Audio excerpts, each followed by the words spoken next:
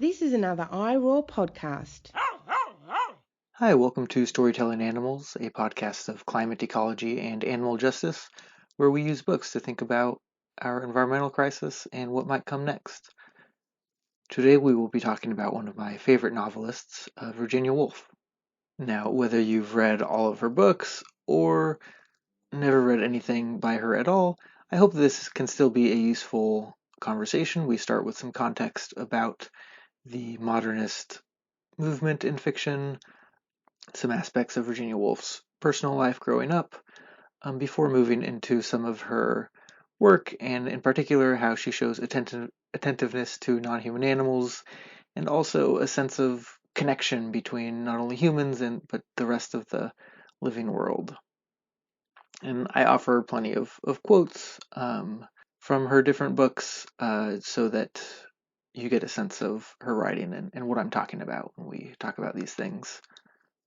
If you like, I've linked a short essay by Virginia Woolf called The Death of a Moth, in the episode description. If you like, you can read that to get a sense of her views on this stuff as well.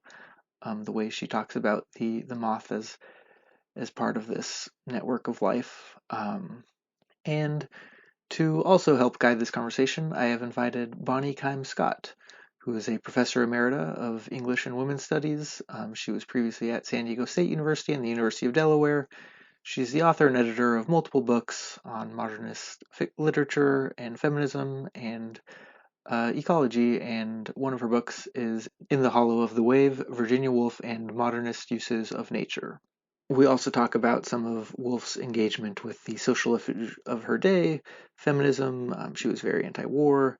She also wrote an essay that Bonnie brings up about an effort to ban feathers from exotic birds that women used to wear in their hats at the time, where Virginia is sympathetic to the idea that we should ban the birds, ban the feathers, but also a bit skeptical of why the movement was focusing on a luxury of women and ignoring all the ways that men who did the hunting and fishing and such were harming other animals as well.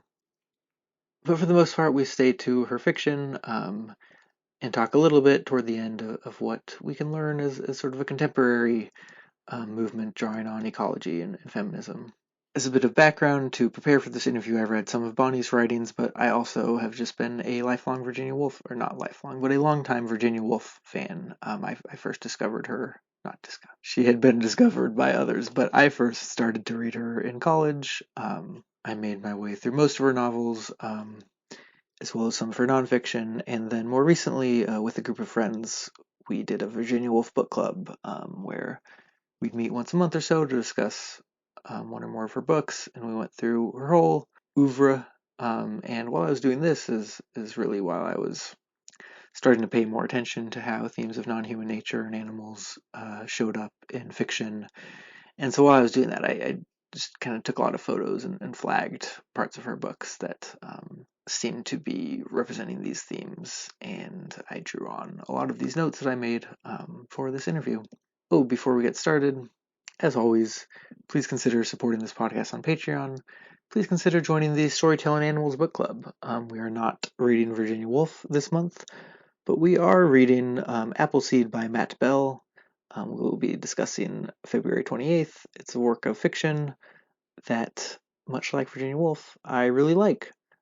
So please consider joining us. You have about a month to read it, a little more. And also, happy birthday, Virginia Woolf, January 25th.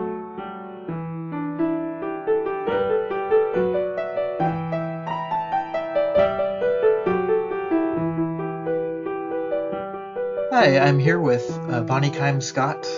She's the author of In the Hollow of the Wave, Virginia Woolf and Modernist Uses of Nature, and she's here to talk about Virginia Woolf and modernist novels with me.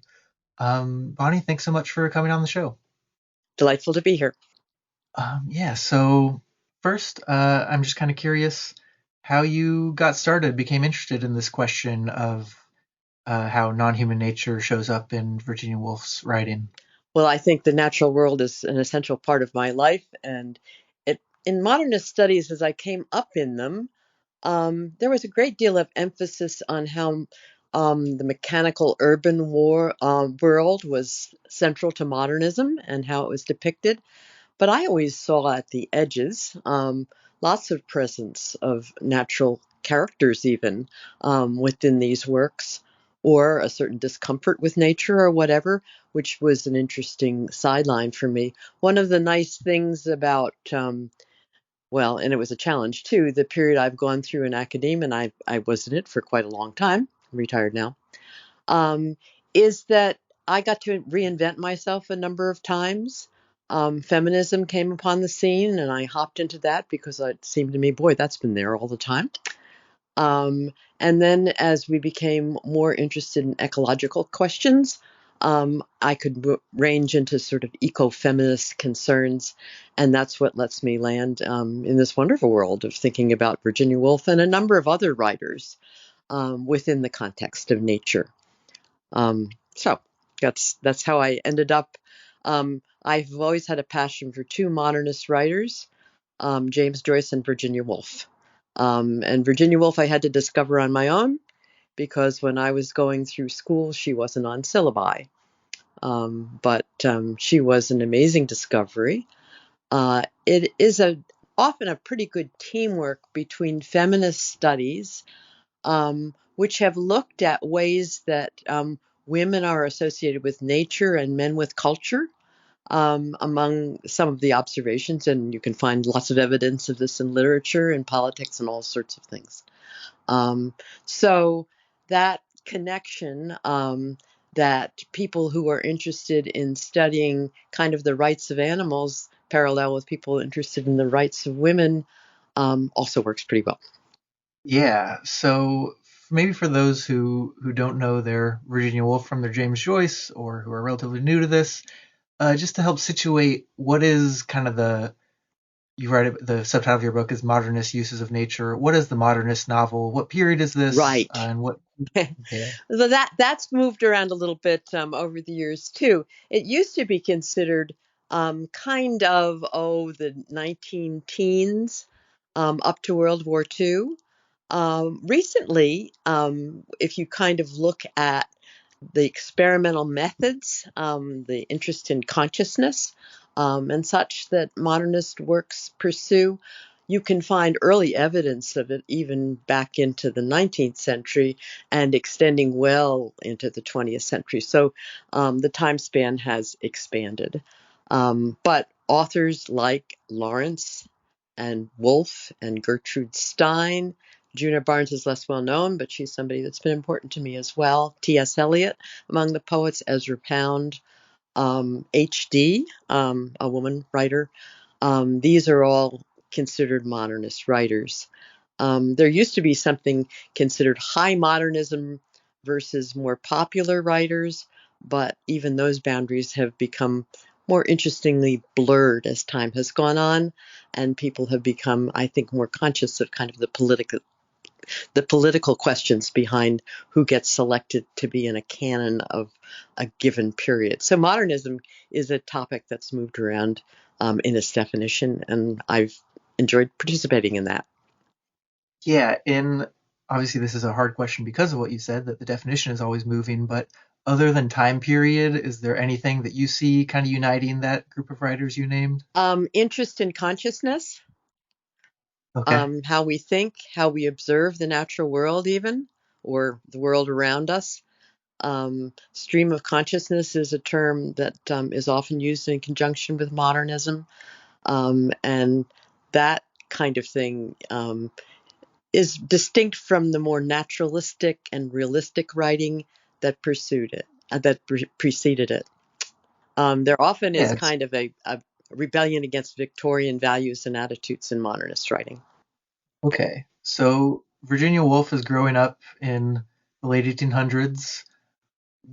As we'll discuss shortly, in her writing, she'll end up being very attentive to other animals, non-human life forms. And what do you see as some of the influences on her, either specifically or just that were in the zeitgeist that may have helped cultivate these feelings? Well, her family is interesting. I think her father, Sir Leslie Stephen, is really a Victorian period figure. He was a rather elderly father to have had Virginia Woolf. But the natural history movement that really took root in the late Victorian era is something that was brought to Virginia Woolf's home as a young girl. So among the things the kids did together, and there were 4 closely bonded kids, is that they collected insects. And she could be kind of satirical of their own efforts, comparing it to great hunters and so on, going after moths and butterflies. But also she has some sensitivity to the sacrifice of animals that was involved in that.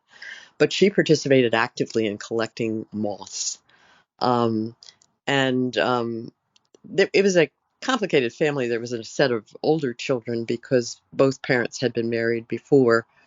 And her mother had a set of older children, and some of them were hunters, and then the suitors for her sister, for example, tended to hunt. So there were all of these influences, and she was reflecting upon them, I think, all along. She had lots of pets. Um, Her godfather, James Russell Lowell, brought her a caged bird. She had a squirrel that she let run around her room. One of her first purchases with her own money was a Persian cat, but then she really settled into having a succession of dogs. And I think that lasted throughout her life. She eventually married Leonard Woolf, who had been a typical British thing for men to do was to go and work in Empire, and he was working in Ceylon. And he had lots of pets there, including pretty exotic ones. But he loved dogs once he got back to England.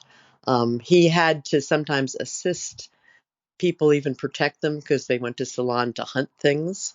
Um, and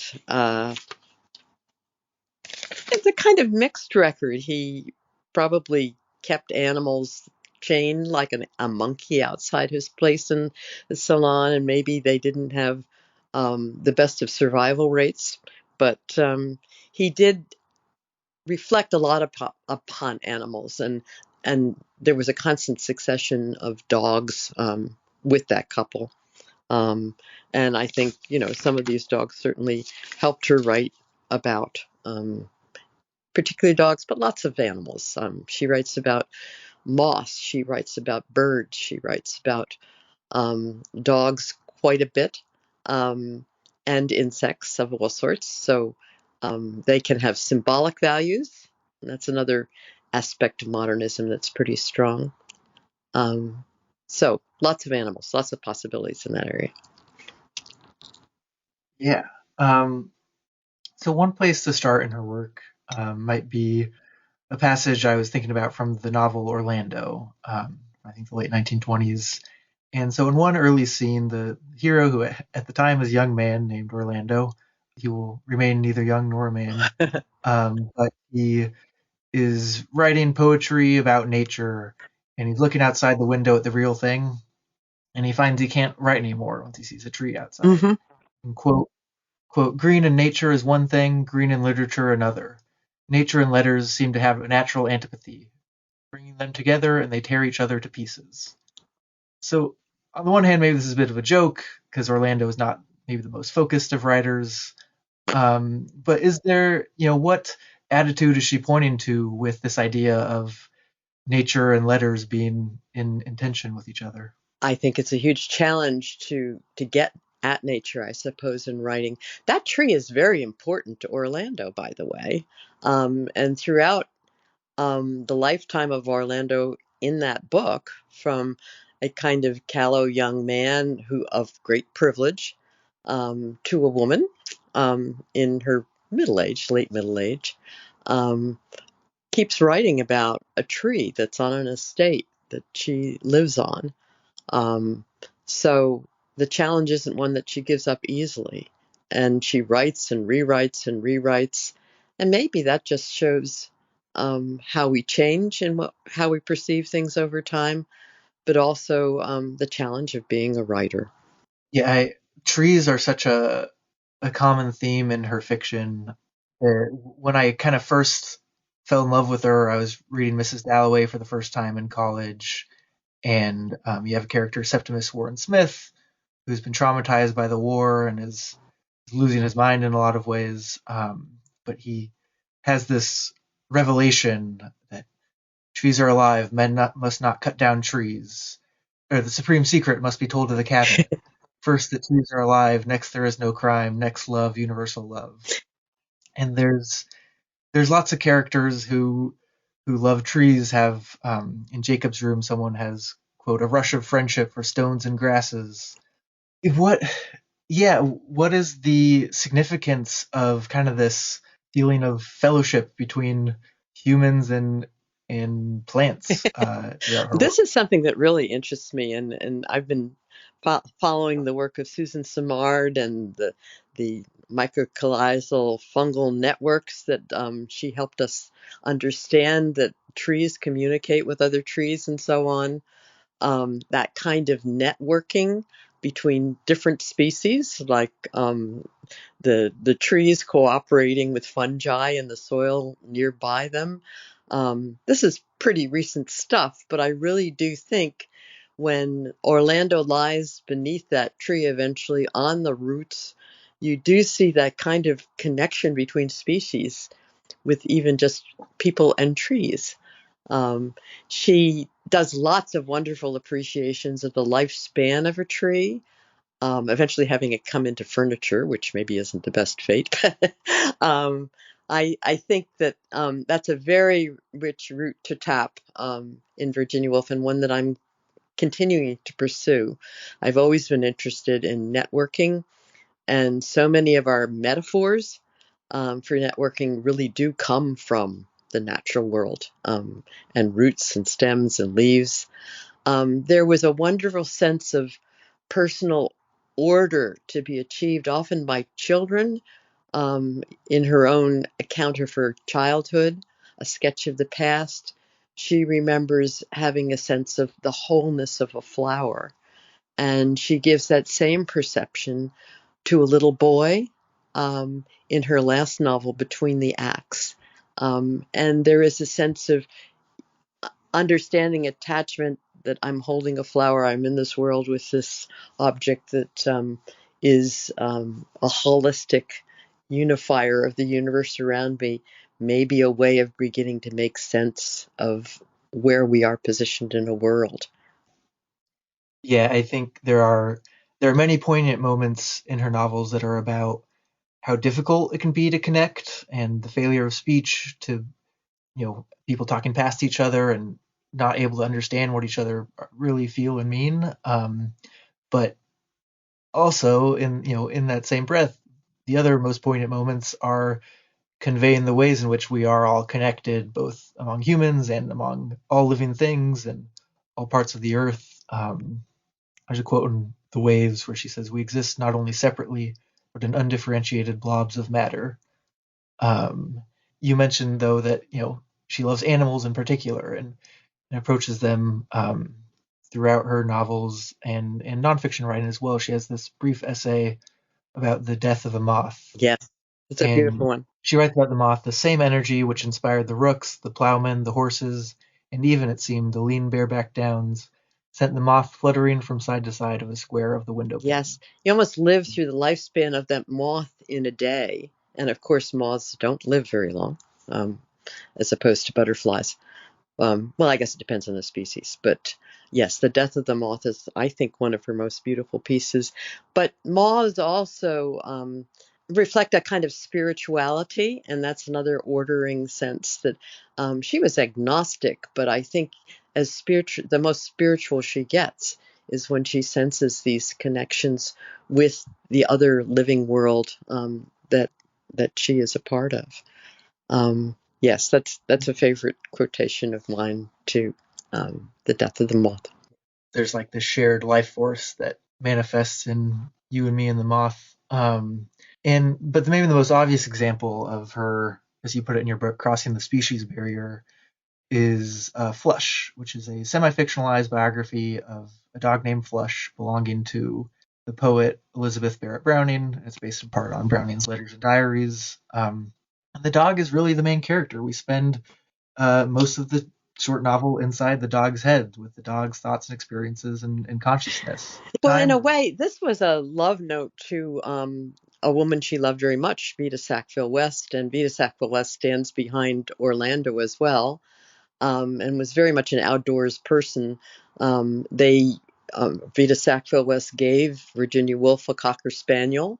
Flush is a cocker spaniel, and Virginia Woolf had pet names for a number of people. I think animals sometimes allowed her to communicate even about sexuality with people because it was less embarrassing to talk about an animal as having certain urges than maybe directly herself. Um, Flush is interestingly adaptive as a dog. He Elizabeth Barrett Browning is not supposed to be his first person. He actually was another woman's pet. And in that stage in his life, he really loved to rove the moors and be outside. But then when he came to live in London, he very much adapted to the scene around him and what it was like in an invalid's room. And gradually you get the sense that Flush realizes that there's a consciousness in this woman that he can share in. And I think it's kind of interesting how we say people and their dogs begin to look alike. There is a more profound identification between humans and dogs, perhaps, than any animal on earth. The whole process of domesticating dogs or dogs deciding to live off of us, that Donna Haraway describes in When Species Meet, is very much evident in the different life phases that Flush goes through. Eventually, the Brownings escape a kind of very controlled environment enforced by Elizabeth Barrett Browning's father. They go to Italy, and then Flush once again can interact across maybe breeding barriers and so on with the dogs just roaming the countryside in Italy, where they eventually settle. So Flush is a very adaptable dog. One of the things that Virginia Woolf does say about limitations of dogs, I think this actually comes in Orlando, most blatantly stated, is that they can do all sorts of wonderful things in the environment, like smelling better than we do and wagging their tails and learning tricks and so on, but speak they cannot. And of course, spoken language, is tremendously important to somebody who is a writer like Virginia Woolf. She did sort of hold that as a distinction that she never quite got over. But in many other ways, dogs understood her. She understood them. Browning meshed far better with this dog than she did with the patriarchal father that was the main enforcer of limitations on her life. Yeah, one of the funny aspects of that passage in Orlando you flagged is that she does raise that animals can do all these things, wag their tails, jump, paw, whatever, but can't speak. But then she says that Orlando feels that the people at the parties that she goes to, they too wag their tails and jump and paw and slobber, but talk they cannot. Yes, there are limitations in many of us as well. But yeah, she's attentive to Flush's well-being throughout these life transitions in a way that I think is remarkable because on the surface, Flush is somewhat pampered and a superficially luxurious life of a lapdog, but you really feel that Flush is making a sacrifice in the indoor period, while they're still in England, that he's not able to go outside and run around and kind of do dog things. And then when he moves to Italy and is able to do that, it's so delightful. And I think there's a gendered element of her attentiveness to other animals as well. For instance, to the lighthouse, Mrs. Ramsay is so genuinely saddened that her son Jasper likes to hunt birds. Mm-hmm. And don't you think they mind, she said to Jasper, having their wings broken? But for Jasper, it's just like birds don't feel. And in Three Guineas, and you mentioned this in your book too, that which is a nonfiction of a sort, Woolf reflects that the vast majority of birds and beasts have been killed by men, not by women. So how does her proto-environmentalism, or whatever you want to call it, her concern for other animals, also relate to her feminism? Well, sometimes there is a corrective there. There's a fairly well-known essay by her on the plumage bill, and the author of this diatribe against women, really, for wanting fancy plumes in their hats, is something that she responds to, because she really quite starkly brings up the conditions in which those birds are hunted by men. And the plumage enterprise feeds an economy that doesn't flatter women so much. She ends up supporting the plumage bill and wanting to, women's hats used to be decorated with plumes that were taken from quite exotic birds, and like snowy egrets nearly went extinct because they were so hunted. But there are other more exotic birds in South America and other places that were greatly affected by this. So sometimes feminism is a corrective to even points that are being made by would-be environmentalists, and I think that kind of dialogue is a good thing to have going on.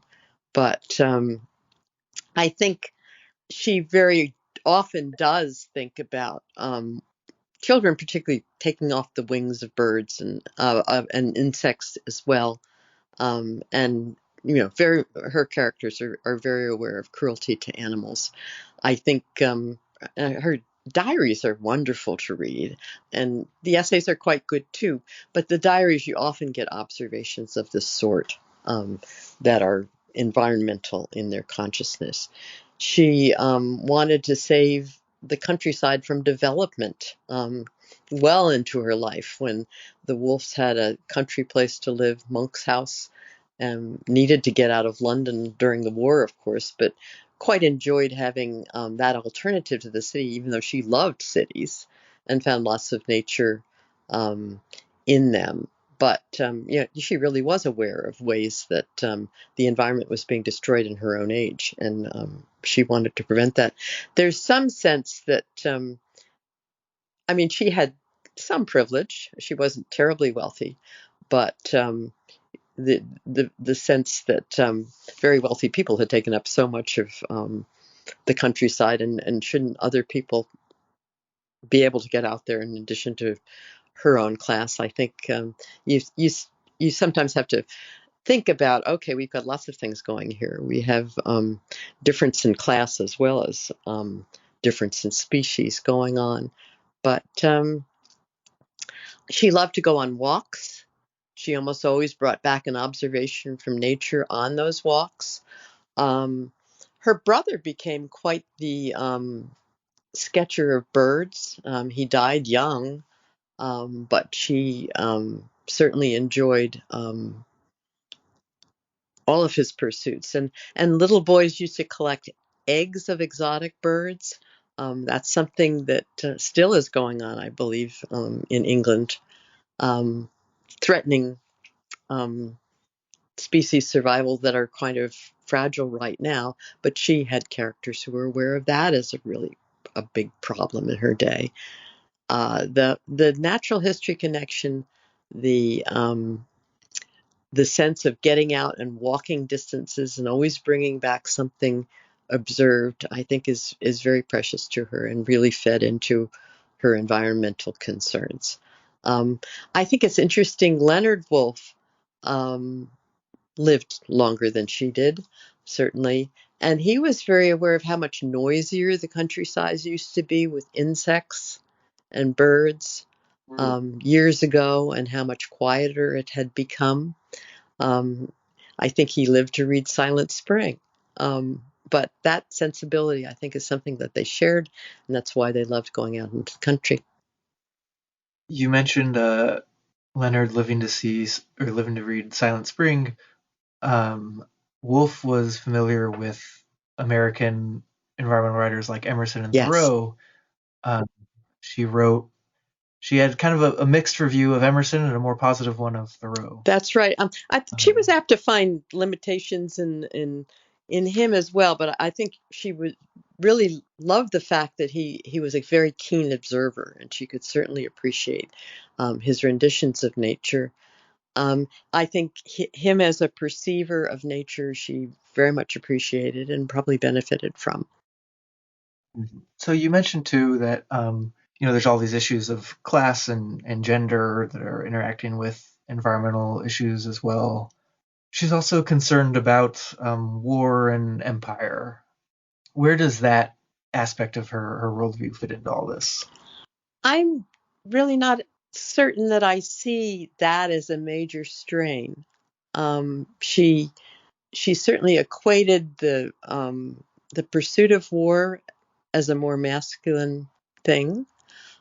She was in the midst of pacifists who decided instead of going to war, they would work on the land during World War I. Much of the Bloomsbury group did that.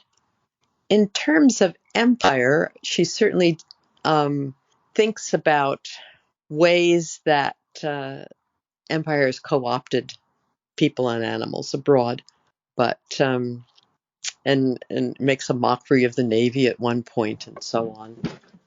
I suppose war is a patriarchal thing in her imagination, and it certainly is destructive of land and animals and nature. With that, then, what are meaningful connections that you see between Virginia Woolf and contemporary feminist and ecological movements, and maybe where is she missing stuff, or where is she bringing stuff to the table? Well, one of the things I would like to mention is that when you start being aware of women of her own era, there is a very rich strain of writing about nature. It's true of H.D. It's true. Juna Barnes had a wonderful sense of writing about animals throughout her life, including into an animal alphabet that she did for children. But she very much had characters enacting their own participation in animal roles and so on. So this was a fairly rich strain to pursue in that direction. I think that modern ecofeminism really flows pretty nicely from Virginia Woolf. I have mentioned already the Donna Haraway connection that seems to speak to texts like Flush and this communication across species that Virginia Woolf is very interested in. I think one of the areas that Woolf is not as strong in is thinking about classes other than her own of women.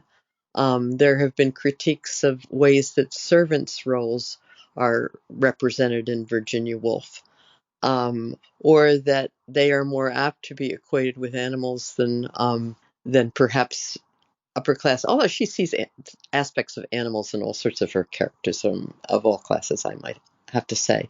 But I think her class awareness, very occasional anti-Semitism, the tapping of the resources of writers from other parts of the world certainly were limited. And modern day ecofeminism really does try to think about women's working with nature, being very responsible very often for preparation of food and cultivation of food, being very effective in hunter-gatherer societies and so on.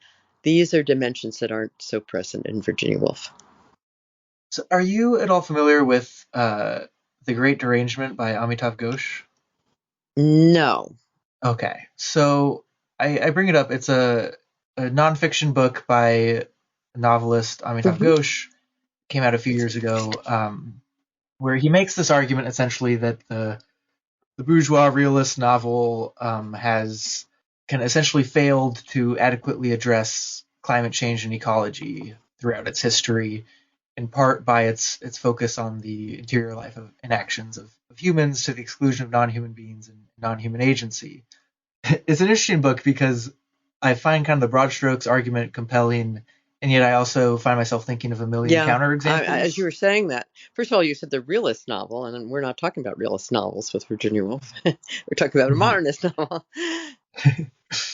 um, but the idea I want to bring out in it is kind of that he wants to see more of the non-human world as an actor, as an agent within Hmm. fiction. And one, we see that in many of the examples that we've talked about with Flush, for instance. But another novel I wanted to bring up from Woolf is Between the Acts, which you briefly mentioned, which came out posthumously after her death. And so in this novel, this community is putting on an outdoor play, and in the play, non-human nature keeps Yes, intervening. cows and all There's, sorts of things. Yes. lowing cows, exactly, a sudden rainstorm, the cows, and it's not the intent of the director, but it, for the most part, ends up adding to the effect of the play. And the director loves it when the rain comes. I think, or I forget exactly, but and afterward, characters are reflecting on it, and there's a reverend who kind of gives a speech after the play, and he's saying that I think part of what the play is trying to tell us is that nature too takes its Hmm. part. And so, yeah, you mentioned that she's not a strictly realist novel because of this stream of consciousness style representing kind of the flow of people's innermost thoughts. But what role is there of non-human agency in a style that superficially you would think would be so wrapped up in human consciousness? Maybe you see them There's as a working wonderful together. variety of human consciousness in Between the Acts, for example. I mean, you've got this sort of Miss Swithin, the elderly woman who communes with fish in the pond, um, and is imagining, oh, Mhm. when England was attached to the mainland, and all sorts of creatures that are no longer with us were roaming across the land. Fabulous imagination that sort of escapes and is its own narrative. And then we've got Bart Oliver, I guess the father-in-law of the character whose consciousness you're in a whole lot, um, who has been in Empire and remembers shooting parties. So many of the men, as I was said, from this set, like Leonard Woolf, served in India or various other places of that sort. I I think that Miss Latrobe, who is doing this play, is a lesbian, kind of a marginal figure in the society, and I suppose the friendliness to lesbian identity is a strain in Virginia we haven't mentioned at all, but she's aware of wanting her play to work and realizing that nature does play a part. I think there are moments when things aren't going so well, and the cows kind of save her. So I think that nature is constructed in all sorts of ways by all sorts of characters in this novel, including the little boy who sees the flower complete at the very beginning. There's a fantasy of a burdened donkey that represents her own situation to Isa, the lead young woman um, of this novel. So I would argue you go at nature in all sorts of ways. Some of them imaginary and humans constructed. Some of them people are attuned to and aware of. There are wonderful birds even late in the day, and a comparison of people to fighting are they foxes or wolves, or they're foxes, I believe, at the end. In turn, a couple and how they are getting along with one another. Um, that there's just tremendous variety, and you almost begin to assess the people in the novel by the way they represent nature, or at least I do. It's a neat way to read that novel. Mhm. Yeah, in college I wrote a paper about the novel, The Between the Acts, and one of the fun parts too is Mrs. Swithin, who you mentioned, an older woman, is she loves reading this outline Yes. of history.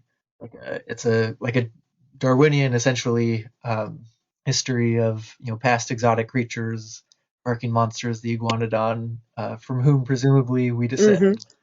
Um, and I love that there's kind of this difficulty of separating the present from the past and the human from the non-human in that novel. Yes. Um, and yeah, we've talked about living things a lot, but even into the lighthouse, in the time passes kind of intermediate section, even the wind is sometimes treated almost animistically as almost with intention and curiosity exploring the empty Hmm. house, the drafty house. And yeah, I guess So we haven't talked about Time is there Passes, anything? the middle section of To the Lighthouse. There's so much we could talk about. Let's end on time Yes. passes. And I suppose this is the novel that you really do get the sense of both gender and war being paralleled, because I will never forget that you get very much into the consciousness of a woman named Mrs. Ramsay, and then this early passage with young children and philosopher husband and Mrs. Ramsay out in the countryside, on the seaside, vacation house, and so on. All sorts of explorations of nature in that.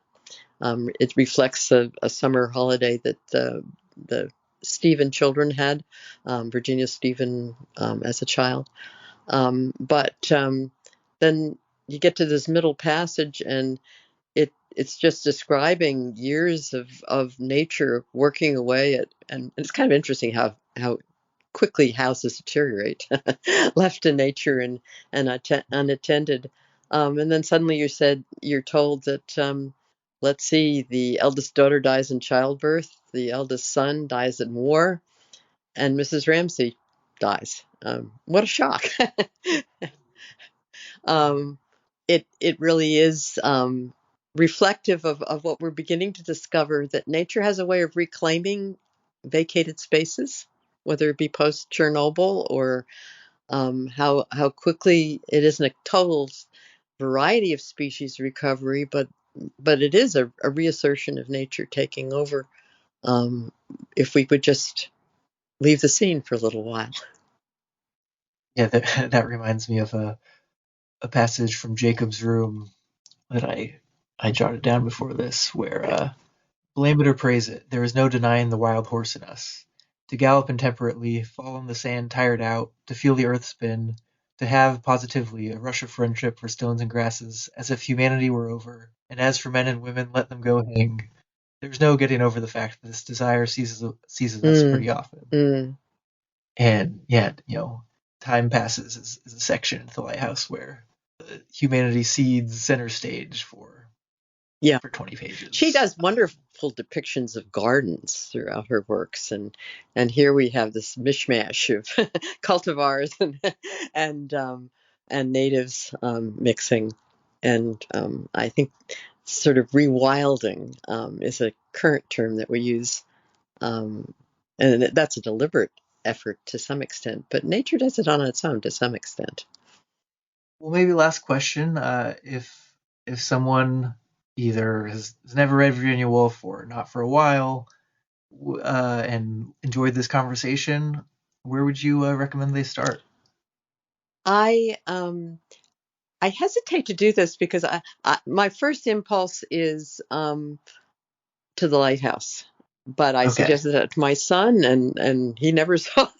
He liked other things that she did, but you can't guarantee that there's one solution for all sorts of people. It's probably better to know the person.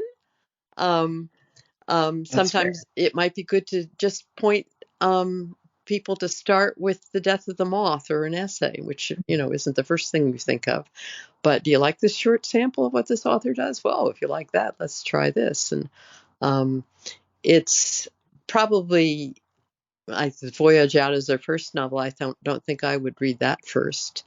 Um, but I might send people still to to the lighthouse. I'll put a link to Death of the Moth in the episode description, so people can click on that and read that if you're interested. I reread it for the first time in years before this interview and was blown away.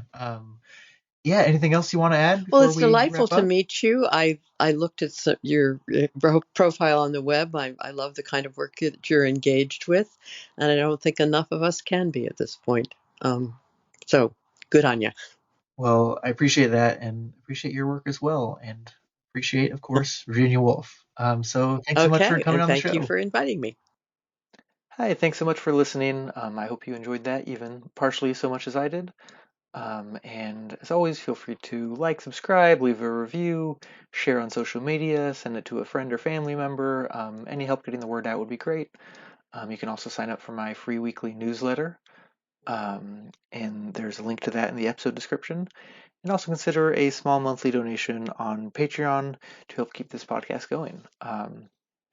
Next episode will be episode 40, the season finale of season 1. That's coming in early February. And after that, I'll take a month or two hiatus to start prepping for season 2, reading those books, doing those interviews, and be back soon with more content for you.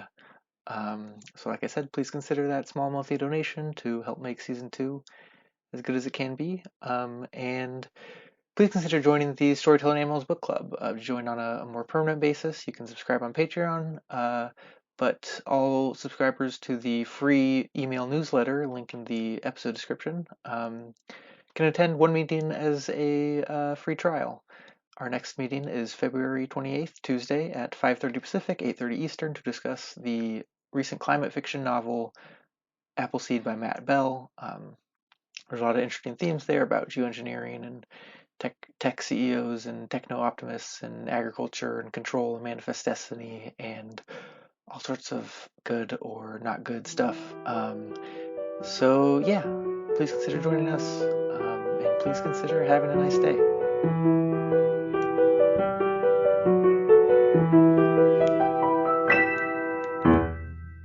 For more great iRaw podcasts, visit irawpod.com. That's IROARPOD.com.